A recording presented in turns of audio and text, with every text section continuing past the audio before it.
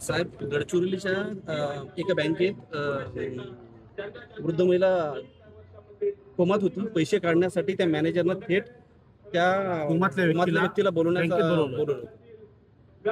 ती आणली होती बँकेत कोणी?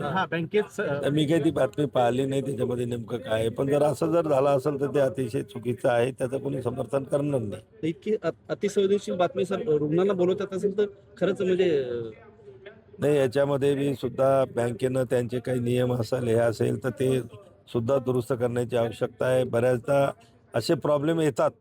बऱ्याचदा काही अचानक कोणाचा मृत्यू होतो, त्यांच्या खात्यामधले पैसे वारसांना काढण्यासाठी सुद्धा अतिशय किचकट अशी ती पद्धत बँकेनं त्या ठिकाणी लावलेली आहे.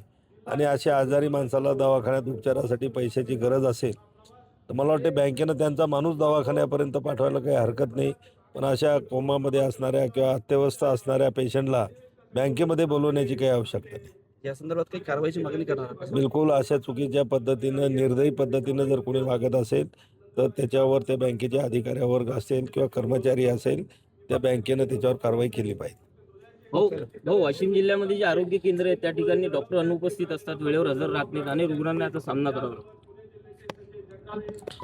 हे बघा, आपल्या वाशिम जिल्हा असेल किंवा महाराष्ट्र असेल संपूर्ण देशामध्ये केंद्र सरकारचा जो आरोग्य विभाग आहे, ज्याचा मी राज्यमंत्री आहे, आयुचा मी मंत्री आहे.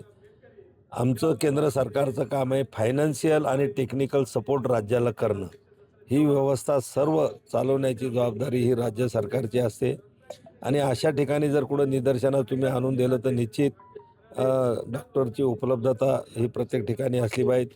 कारण की आता बऱ्याच ठिकाणी आपण पाहतो की CSC असेल, PSC असेल, आयुष्यमान आरोग्य मंदिर असतील, मोठ्या प्रमाणामध्ये वाशिम जिल्ह्यामध्ये सुद्धा अपग्रेड झालेले आहेत. नवीन इमारती तयार झालेल्या आहेत आणि लोकांचा त्या ठिकाणी फुटफॉल जो म्हणतो तोही वाढलेला आहे. तर त्या ठिकाणी डॉक्टराची नियुक्ती असणं आवश्यक आहे. डॉक्टरांनी वेळेवर हजर राहिलं पाहिजे. कारण की रुग्णांच्या सेवा करण्यासाठीच केंद्र आणि राज्य सरकार एवढ्या मोठ्या प्रमाणामध्ये त्या ठिकाणी खर्च करतं.